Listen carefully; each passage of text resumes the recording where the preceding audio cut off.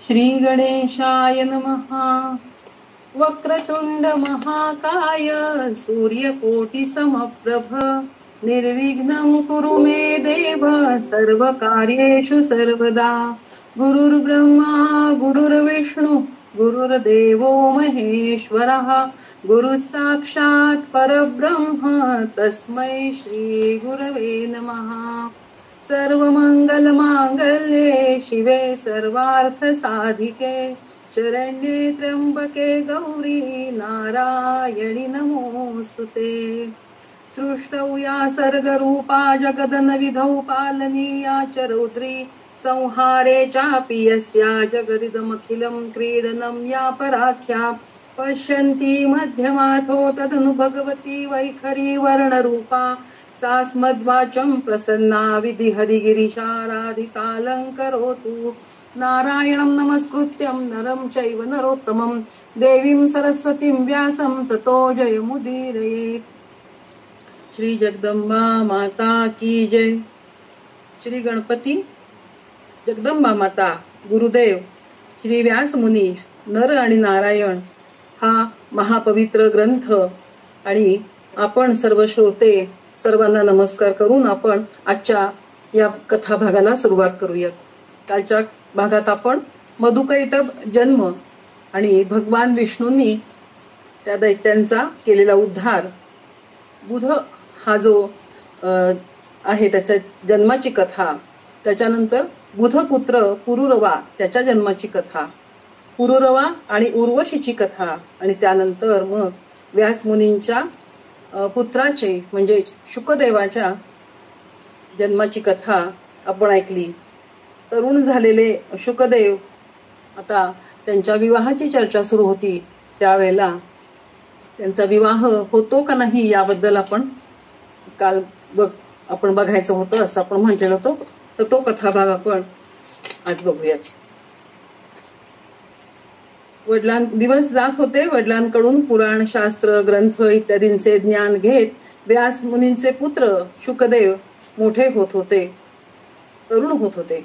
आपल्या मुलाला पाहून व्यास मुनींना त्यांच्या विवाहाची चर्चा करावी वाटायला लागली। त्या मुलाबरोबर त्याच्याबद्दलचे विचार त्यांच्या मनामध्ये येऊ लागले आणि एके दिवशी आपल्या मुलाला शुक मुनींना त्यांच्या मनातले त्यांच्या विवाहाबद्दलचे विचार व्यासमुनी बोलून दाखवतात आणि म्हणतात, शुकदेवा, तू गृहस्थाश्रमाचा स्वीकार करावास असं मला वाटतंय।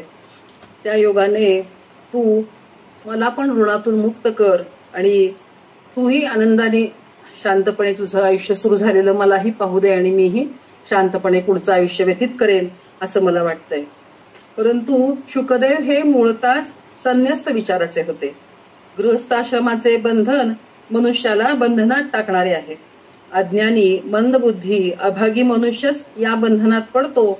संसारी मनुष्य या बंधनात विष्ठेतील किडा ज्याप्रमाणे असतो त्याप्रमाणेच वागतो। त्यामुळे गृहस्थाश्रमाचा त्याग केला पाहिजे आणि मनुष्य जन्म मिळाला आहे तर आपण वेदशास्त्रांचं पठण केलं पाहिजे, अभ्यास केला पाहिजे, चिंतन केलं पाहिजे आणि त्यामुळेच आपला जन्म मरणाचा हा जो फेरा आहे हा चुकेल असे विचार शुकदेव आपल्या वडिलांना सांगतात। आणि त्यामुळे मी गृहस्थाश्रम कधीही अंगीकार करणार नाही, हे तात आपण हा विचार सोडून द्या अशी ते वडिलांना शुकमुनी प्रार्थना करतात। पण वडील व्यास मुनींना हे काही पटत नाही। त्यांनी मुलगा शुकमुनींना गृहस्थाश्रमाचे महत्व समजून सांगण्याचा प्रयत्न केला। त्यांनी सांगण्यास सुरुवात केली की हे शुकमुनी, गृहस्थाश्रम हा बंधनागार नाहीये तर मुक्तीचा एक मार्ग आहे। गृहस्थाश्रमातूनच आपण भक्ती करून मुक्ती मिळवू शकतो। आपले संत ऋषीमुनी हे याचेच उदाहरण आहे। संत तुकाराम, संत एकनाथ महाराज यांनी असे अनेक संत होऊन गेले, यांनी गृहस्थाश्रम स्वीकारला आणि मुक्ती मिळवलेली आहे। उर्वरित 3 आश्रम म्हणजे वानप्रस्थाश्रम, संन्यासाश्रम आणि ब्रह्मचारी आश्रम, हे 3ही आश्रम जे आहेत हे 3ही आश्रमांना सांभाळायचं काम गृहस्थाश्रमात राहणाऱ्या लोकांनी करायचं असतं। एका गृहस्थाने जबाबदारीने हे काम पूर्ण करावं लागतं। मोक्ष मिळण्यासाठी गृहस्थाश्रम टाळून जर तुम्ही पुढचे आश्रम स्वीकारलेत तर तुम्हाला त्याचा काहीही उपयोग होत नाही असं व्यासमुनी शुकदेवांना समजून सांगत असतात. एक एक पायऱ्या चढतच म्हणजेच आधी ब्रह्मचारी आश्रम, मग गृहस्थाश्रम स्वीकारल्यानंतर मग त्यातून परावृत्त होऊन वानप्रस्थाश्रम आणि मग वानप्रस्थाश्रमातून आपण संन्यास आश्रमामध्ये प्रवेश केला पाहिजे. त्याशिवाय सृष्टीच्या रचनेचा उद्देशच पूर्ण होणार नाही. सर्व उपभोग घेऊनच मग संन्यास घ्यावा, नाहीतर मग विश्वामित्र, ब्रह्मदेव अशा लोकांचं उदाहरण त्यांनी दिलेलं आहे. यांनी इंद्रिय दमन न करता संन्यास आश्रम घेतल्यामुळं ते त्यांच्या रस्त्यातून थोडे खाली घसरले असं आपल्याला त्यांच्या कथा ऐकायला मिळतात. त्यामुळं शुकदेवा, तू असा वेडेपणा करू नकोस, तू गृहस्थाश्रमाचा स्वीकार कर. पण इतकं समजून सांगून देखील शुकदेव तयार होत नाहीत. ते म्हणतात, पिताजी, मी पशु पक्ष्यांसारखं या मायेमध्ये अडकणार नाही. गृहस्थाश्रमात गेले की धन धान्य याची काळजी लागते, मुलांची काळजी लागते, परिवारातील लोकांच्या सुखदुःखात आपण अडकतो आणि ते सर्व मला नको आहे. त्या गर्भावासापासून मृत्यूपर्यंत फक्त दुःख आणि दुःखच असतं. सुखाच्या मागे धावत ऊर फुटेपर्यंत फक्त धावणं असतं. देव एक प्रकारे ही माया निर्माण करतो आणि त्या मायेमध्ये आपल्याला अडकवून आपल्याला दुःखी करतो असं मला वाटतं. त्यामुळे मी कधीही लग्न करणार नाही असं शुकदेव म्हणतात. यावर श्री व्यासमुनी अतिशय विचारात पडतात आणि दुःखी होतात. पण शुकमुनींना ते वारंवार समजवतच असतात आणि म्हणतात, तू असं कर, मग त्यापेक्षा आता तुला मी एक मार्ग सांगतो की मी जे श्रीदेवीचं हे भागवत पुराण जे मी रचलेलं आहे तर त्याचे तू श्रवण कर, पठण कर, त्याचा अभ्यास कर आणि मग त्यातून तुला सत आणि असत याचं नक्कीच ज्ञान होईल. त्या देवी भागवत पुराणाचा अभ्यास मग शुकमुनी सुरू करतात. पण संन्यासी वृत्तीच्या शुकदेवांची उदासीनता कमी होत नाही.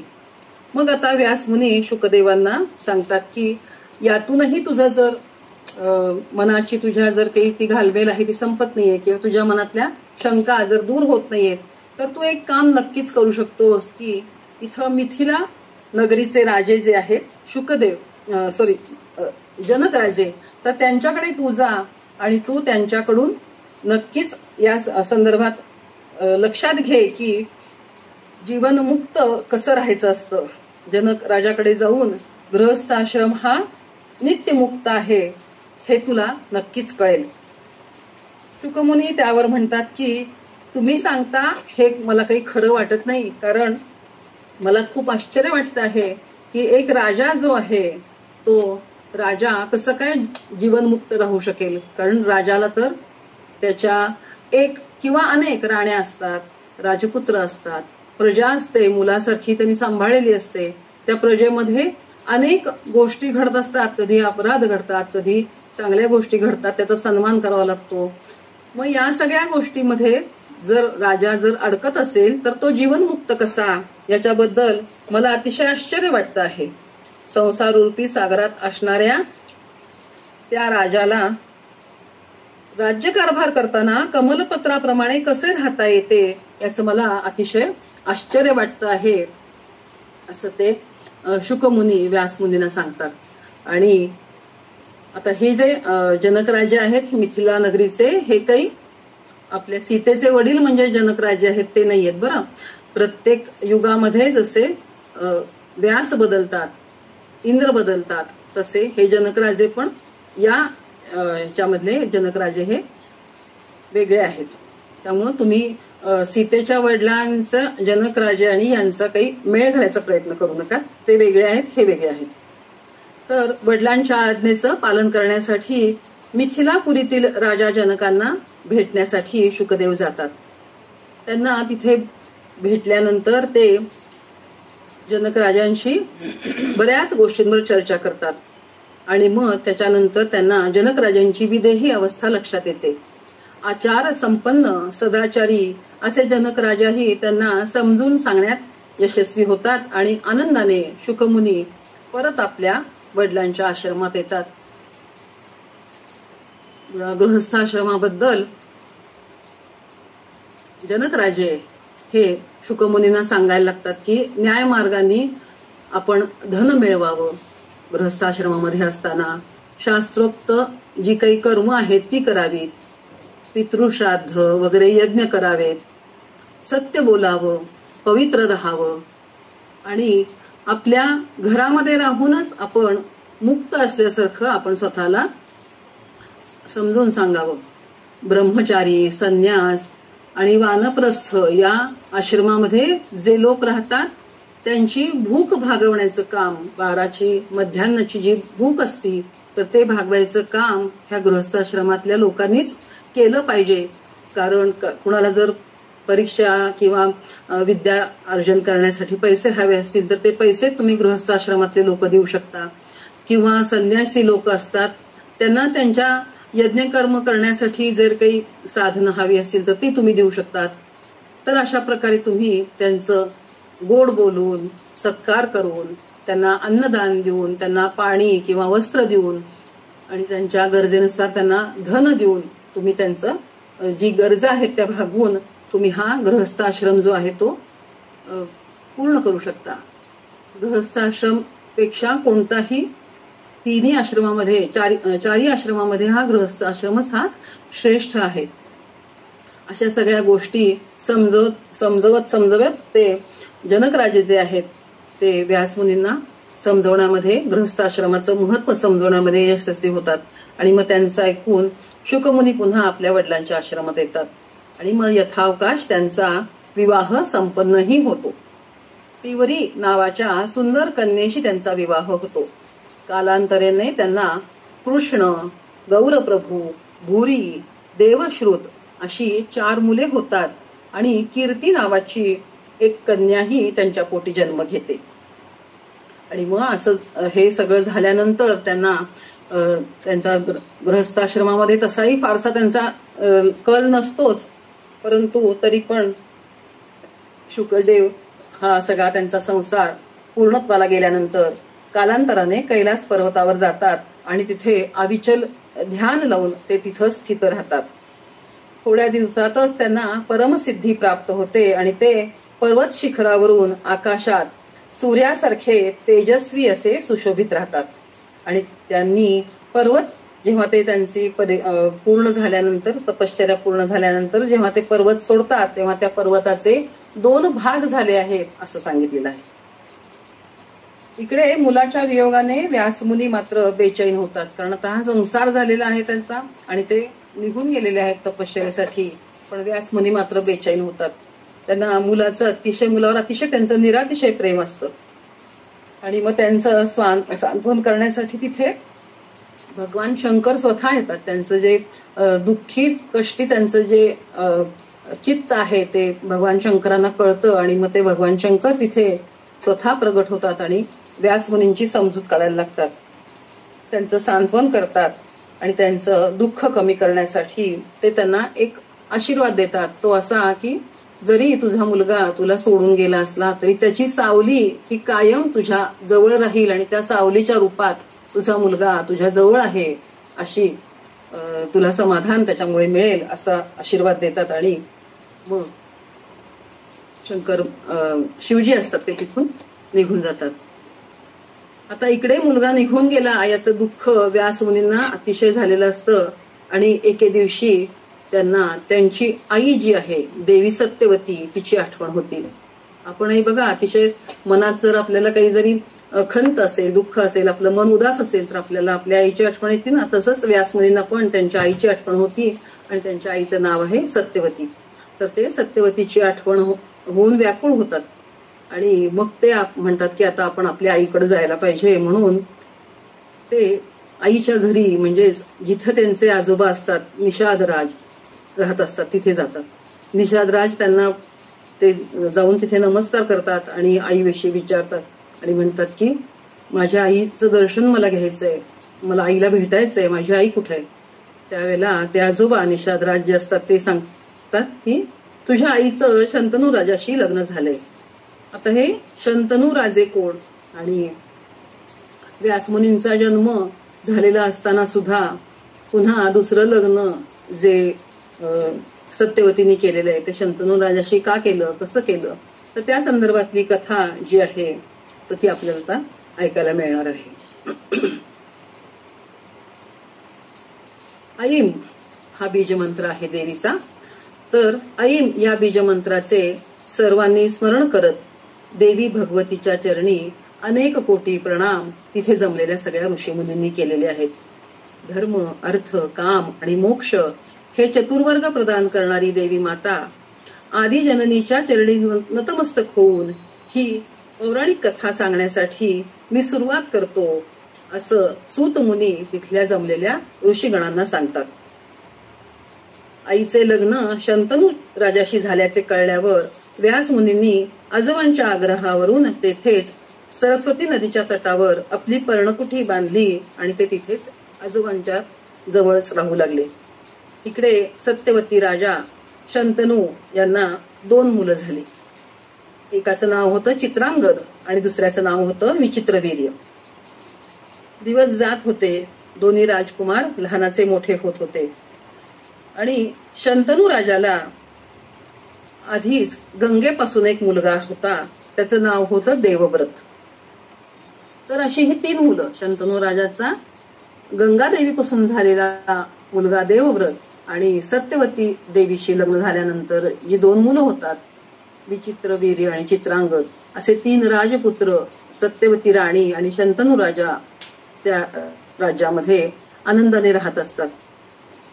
कालांतराने शंतनू राजा वृद्धापकाळाने निधन पावतो. मग त्याच्यानंतर हा चित्रांगद जो असतो तो राज्यावर त्याचा राज्याभिषेक होतो.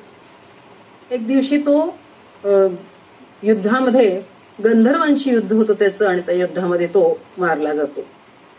मग त्याच्यानंतर राजकुमार विचित्रवीर्य हा राजा होतो आणि मग विचित्रवीर्य जेव्हा त्याच्या लग्नाची चर्चा सुरू होते त्यावेळेला आता आपल्याला राजकन्या एखादी बघायला पाहिजे असे घरामध्ये चर्चा मुलाच्या लग्नाची जेव्हा सुरू होते तेव्हा देवव्रत असेल, विचित्रवीर्य, सत्यवती राणी हे एकमेकांशी चर्चा करायला लागतात. आणि त्याच वेळेस होतं असं की काशीराजाच्या 3 मुली ज्या असतात अंबा, अंबिका आणि अंबालिका यांचं स्वयंवर काशीराजांनी आयोजित केलेलं असतं. पण हा जो देवव्रत असतो तो काय करतो, आपल्याला बोलवलं नाहीये, आपल्या भावाला बोलवलं नाहीये या स्वयंवरासाठी, याच्या रागामध्ये तो जातो एकटाच आणि स्वतः तिथे जमलेल्या सगळ्या राजांशी युद्ध करून त्या 3ही राजकन्यांना पळवून आणतो आणि म्हणतो की आता माझा भाऊ जो आहे विचित्रवीर्य याच्याशी तुमचं लग्न मी लावून देतो. पण होतं असं, राजवाड्यात आल्यावर अंबा नावाची जी सगळ्यात मोठी जी राजकन्या असते ती देवव्रताला सांगते की माझे राजा शाल्व याच्यावर मनापासून प्रेम आहे आणि मी त्याला मनापासून पती म्हणून स्वीकारलेला आहे, तर त्यामुळं मी आता विचित्रवीर्याशी लग्न करू शकत नाही. मग असं म्हटल्यावर देवव्रत ठीक आहे म्हणतो आणि तिला सन्मानपूर्वक शाल्व राजाकडे पाठवून देतो. ही अंबाजी असती राजकुमारी ती शाल्व राजाकडे येते आणि त्याला भेटती. पण हा शाल्व राजा जो म्हणतो की एकदा दुसऱ्या राजाकडे जाऊन आलेली स्त्री मी पत्नी म्हणून स्वीकार करू शकत नाही, त्यामुळे तू जशी आलीस तशी परत जा.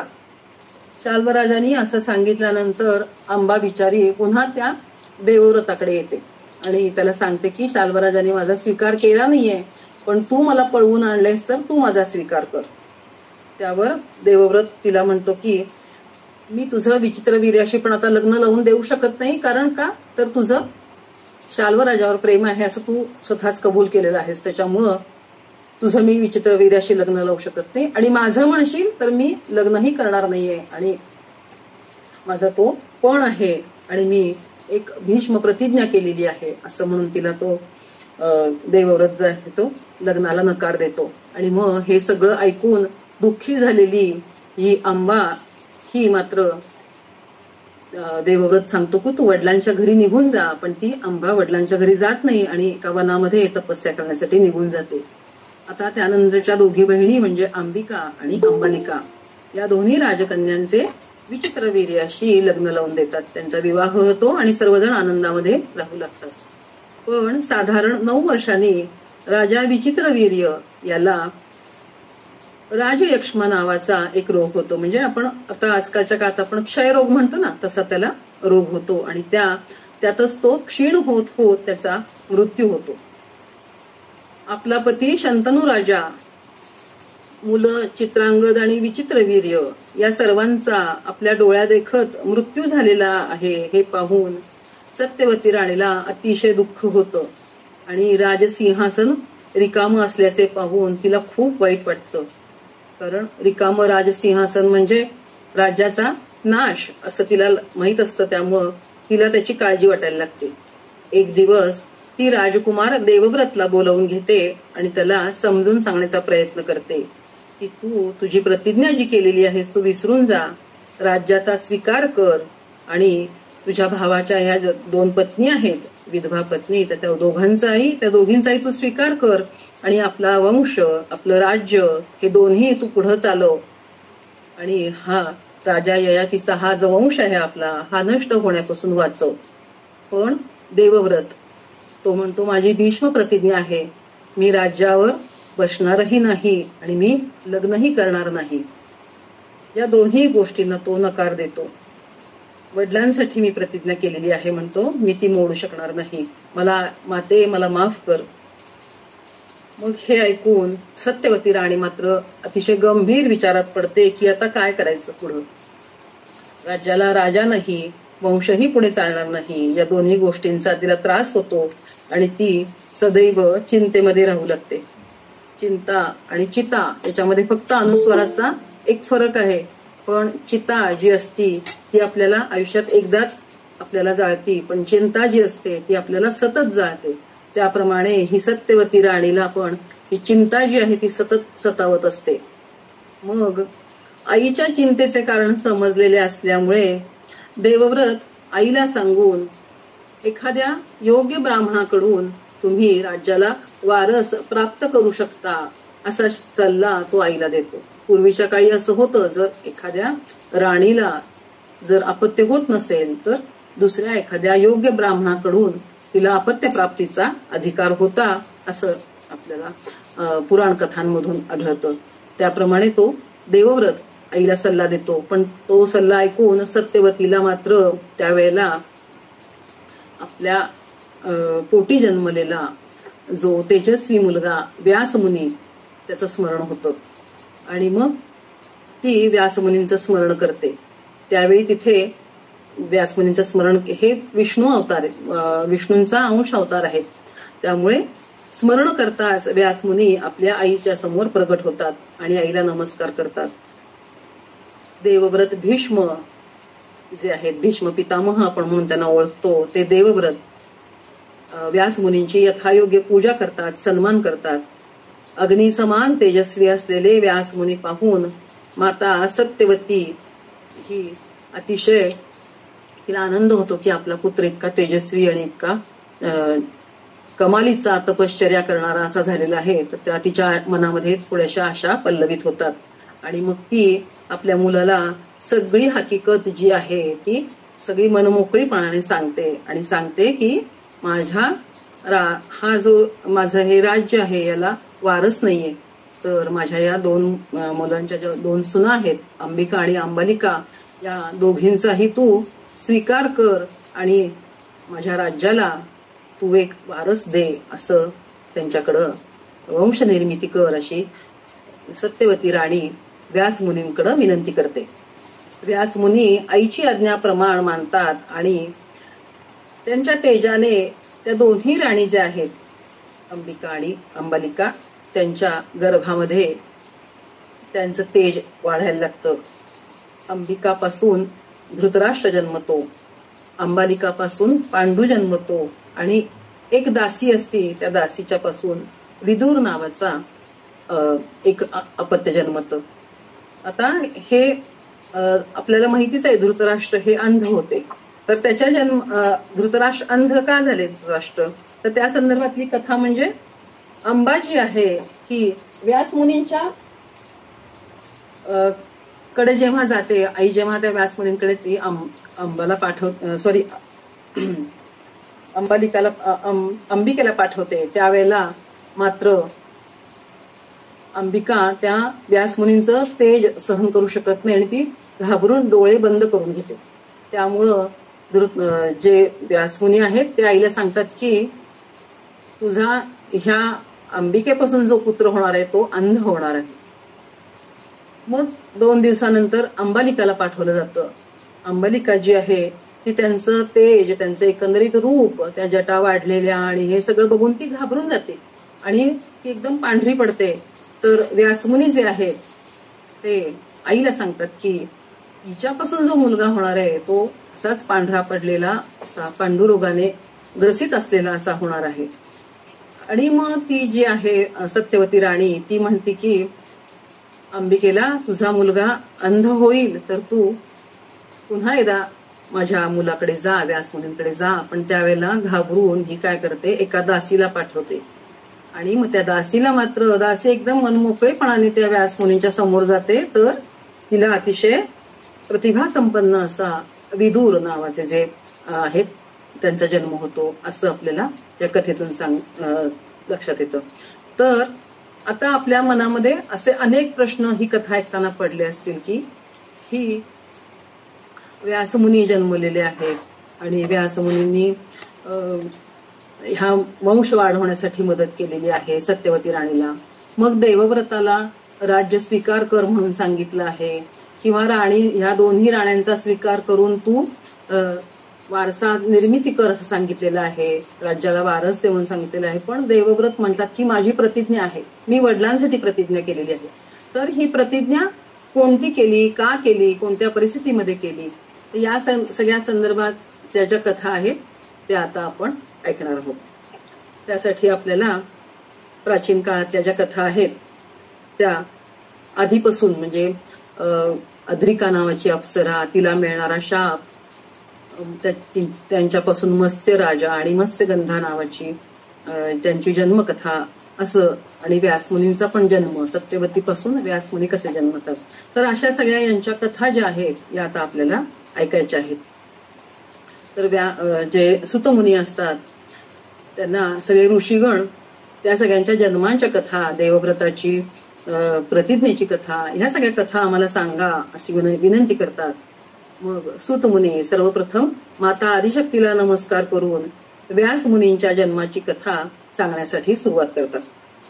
प्राचीन काळी चेदी राज्याचा उपरिचर नावाचा राजा असतो. तो अतिशय सत्यवादी, धर्मपरायण, न्यायप्रिय, ब्राह्मण पूजक असा असतो. त्याची प्रजा अत्यंत आनंदात तिथे नांदत असते. सर्वत्र समृद्धी, आनंदी आनंद, आबादी आबाद असतो. देवराज इंद्रशी त्याची मैत्री असते. एकदा उपरिचर राजाला मैत्री खातर इंद्र एक सुंदर दिव्य असं विमान बक्षीस किंवा आपण म्हटलं भेट म्हणून देतो. मग तो उपरिचर राजा पण आहे ना, तो त्या विमानात बसूनच सगळीकडे भ्रमण करत असतो. ते विमान जे आहे ते पृथ्वीपासून वर वर असंच फिरत असतं आणि तो कधीच पृथ्वीवर पाय लागूच देत नसतो. म्हणून वरवर फिरणारा असा उपरिचर, असं त्याचं नाव, उपरिचर वसू असं म्हणून तो प्रसिद्ध पावतो. त्याच्या पत्नीचे नाव असतं गिरिका. तीही त्याच्यावर खूप प्रेम करत असते. एकदा हा उपरिचर जो आहे हा शिकारीला गेलेला असतो आणि तो शिकारीला जेव्हा जातो तेव्हा त्याचं त्या बायकोवर जे प्रेम असतं गिरिकेवर, त्याला गिरिकेची खूप आठवण येते आणि मग त्यावेळेला त्याचं तेज जे आहे ते स्खलित होतं आणि मग तो राजा ते तेज जे आहे ते एका द्रोणामध्ये ठेवतो आणि एका बाज म्हणून एक पक्षी आहे, तर त्या गरुड म्हणू आपण त्याला, तर त्या गरुडाला तो द्रोण देतो आणि सांगतो की हा द्रोण घेऊन तू माझ्या पत्नीकडे जा. हा गरुड म्हणतो ठीक आहे आणि मग तो द्रोण चोचीत धरून तो जायला लागतो. दुसरा एक जो गरुड तिकडून येत असतो त्याला असं वाटतं की त्या गरुडाच्या तोंडात काहीतरी छान असं काहीतरी आपलं भक्ष्य आहे आणि मग ते आपल्याला मिळावं म्हणून त्या दोन गरुडांची जेव्हा झुंज होते आकाशामध्ये तेव्हा तो द्रोण जो आहे तो खाली एका नदीमध्ये, यमुना नदीमध्ये पडतो. यमुना नदीमध्ये त्यावेळेला अद्रिका नावाची एक अप्सरा असती. त्या अप्सरेला मत्स्य जन्म मिळालेला असतो, मासळीचा जन्म मिळालेला असतो. तो जन्म तिला एका ब्राह्मणाचा शाप असतो म्हणून ती अप्सरा जी असती अद्रिका नावाची, तिला त्या ब्राह्मणाच्या शापामुळं तो मत्स्य जन्म मिळालेला असतो. तर एकदा ती जी असती अद्रिका, ती यमुना नदीमध्ये एक ब्राह्मण जे आहे ते अर्घ्य देत असतात आणि त्यावेळेला ती पायाला असं काहीतरी गुदगुल्या कर वगैरे असं ती काहीतरी चाळे करत असती. त्यावेळेला ते जे तिथं ब्राह्मण जे उभारलेले असतात अर्घ्य देत, सूर्याला आराधना करत उभारलेले असतात, ते तिला शाप देतात की तू आजपासून या जळामध्येच मासळीच्या जन्माला येशील. आणि मग त्याप्रमाणे ती त्या मासळीचा जन्म तिला मिळालेला असतो आणि ती त्या यमुना नदीमध्ये विहार करत असते. आणि जेव्हा ते वरून गरुडाच्या तोंडातून जेव्हा तो द्रोण खाली पडतो तेव्हा ते वीर्य जे आहे तर ती मासळी म्हणजे अद्रिका जी आहे ती ते गिळून टाकते. आणि मग जवळपास 9-10 महिन्यांनी एक मासेमार त्याच मासळीला, अद्रिका नावाची जी आहे अप्सरा, तिला तो त्या आपल्या जाळ्यात पकडतो आणि तो घरी घेऊन जातो. घरी गेल्यावर त्या मासळीला कापण्यासाठी म्हणून तो तिचं पोट कापतो. तर त्या पोटातून 2 जुळी मुलं जन्मतात, एक असतो मुलगा आणि दुसरी असती मुलगी. तर तो मासेमार आता या 2 मुलांचं मी काय करू असं म्हणून तिथला जो राजा असतो त्या राजा उपरीचर त्याच्याकडेच पुन्हा घेऊन जातो. आणि मग घडलेली सगळी हकीकत त्या राजाला सांगतो की ही दोन्ही बाळ जी आहेत ना ही या माशाच्या पोटातून जन्मलेली आहेत आणि मी यांचं काही म्हणजे त्यांचा सांभाळ करू शकत नाही, तर ही दोन्ही मुलं तुमच्या जवळ ठेवा. पण राजा हुशार असतो. राजा म्हणतो मला यातला फक्त मुलगा दे, मुलगी जी आहे ती तू घेऊन जा, मला मुलीची आवश्यकता नाही. कारण राजाला वारस हवा असतो. त्यामुळे तो त्या बाळाला म्हणजे मुलाला ठेवून घेतो आणि तोच जो आहे तो पुढे जाऊन मत्स्यराज म्हणून तो प्रख्यात होतो.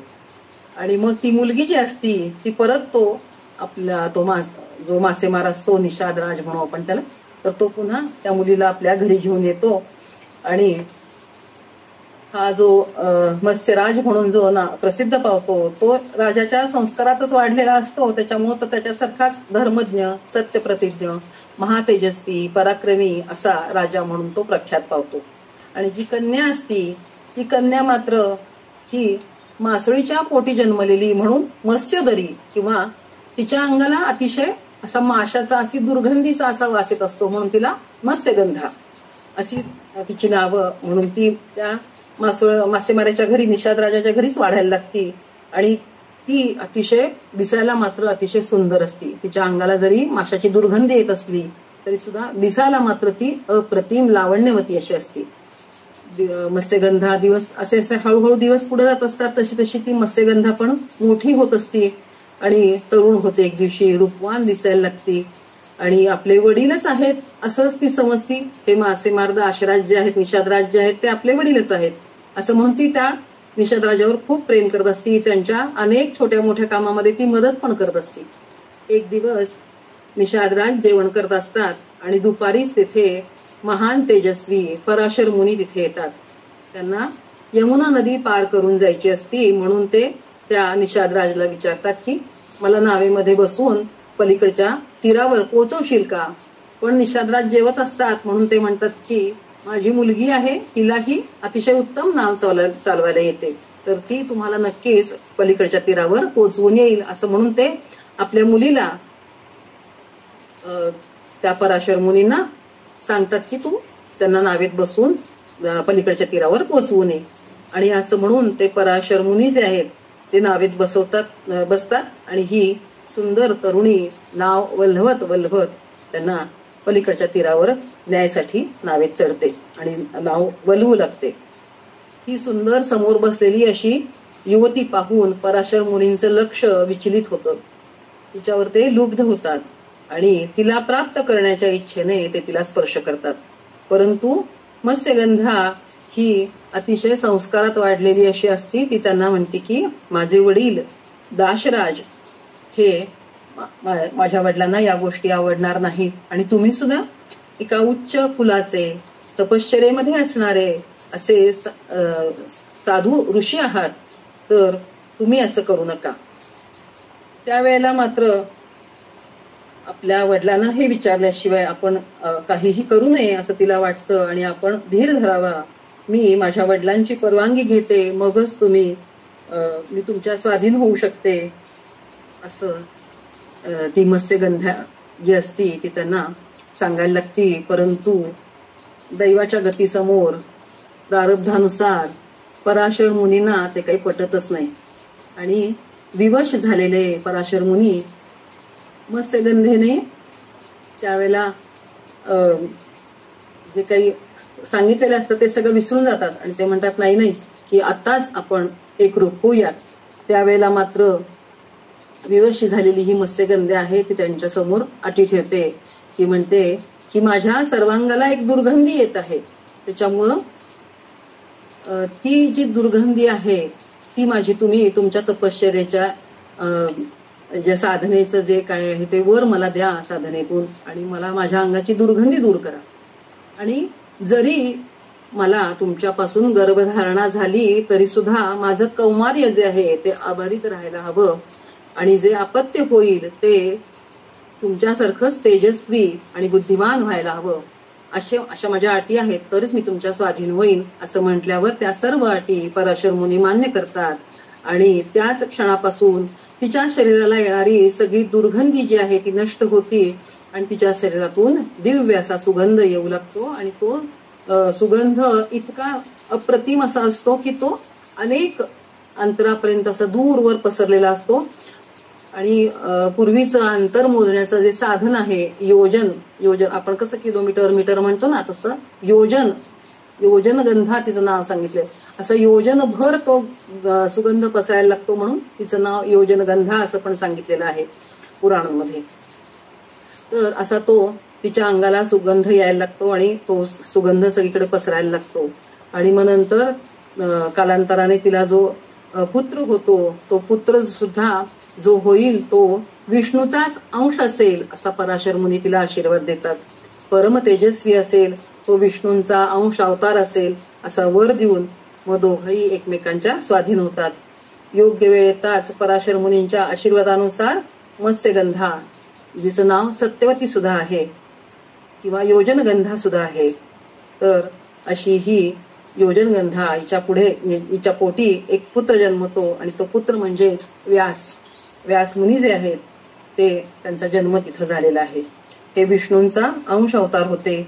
यमुनेच्या एका बेटावर यांचा जन्म झाल्यामुळं आणि रंगाने थोडे सावळ्या रंगाचे असल्यामुळे त्यांचं नाव कृष्ण द्वैपायन असं असतं. कृष्ण म्हणजे सावळ्या रंगाचा आणि द्वैपायन म्हणजे बेटावर जन्मलेला, म्हणून त्यांचं नाव जे आहे ते कृष्ण द्वैपायन असं झालेलं असतं.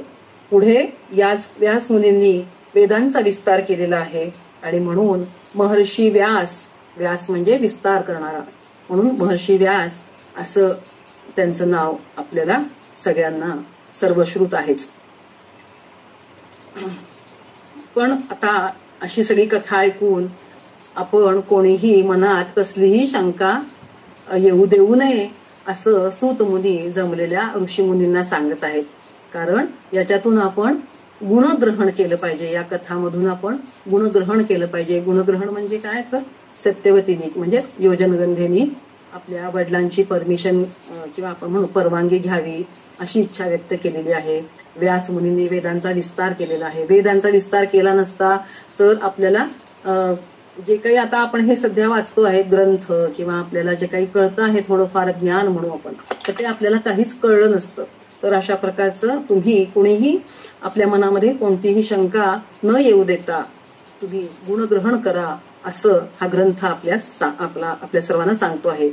असं हे व्यास जन्माख्यान जो व्यक्ती ऐकतो तो कधीही दुर्गतीला पोचत नाही आणि सर्वदा सुखी राहतो असे हा ग्रंथ सूतमुनी आपल्या सर्वांना या ग्रंथातून आपल्याला सांगत आहेत. हे झालं सत्यवतीचं म्हणजेच योजनगंधा किंवा मत्स्यगंधा हिचं पूर्वायुष्य. आता राजा शंतनू, हस्तिनापूर नरेश यांचं चरित्रही आपल्याला पाहायला हवं. सत्यवती आणि शंतनू राजा यांचा विवाह कधी झाला, यांचा विवाह कसा झाला, तर या संदर्भात आणि देवव्रत हा शंतनू राजा आणि गंगादेवींचा पुत्र होता असं तुम्ही सांगितलेलं आहे सूतमुनी. तर असे हे ऋषीगण म्हणतात की या संदर्भात ज्या काही कथा आहेत तर त्या कथा तुम्ही आम्हाला सांगा, असं सगळे जमलेले ऋषीगण आहेत ते सूतमुनींना प्रार्थना करतात. तर आज आता आपण इथेच थांबूया आणि शंतनू राजाचं चरित्र, पूर्व आयुष्य जे काही आहे, गंगादेवी बरोबर त्यांचा झालेला विवाह आणि त्यांच्यापासून देवव्रताचा झालेला जन्म, आणि मग त्यांनी अशी भीष्म प्रतिज्ञा का केली की मी राज्यही स्वीकारणार नाही आणि लग्नही करणार नाही. तर या संदर्भातल्या या रहस्यमय कथा ज्या आहेत त्या आपण पुढच्या भागात बघूया.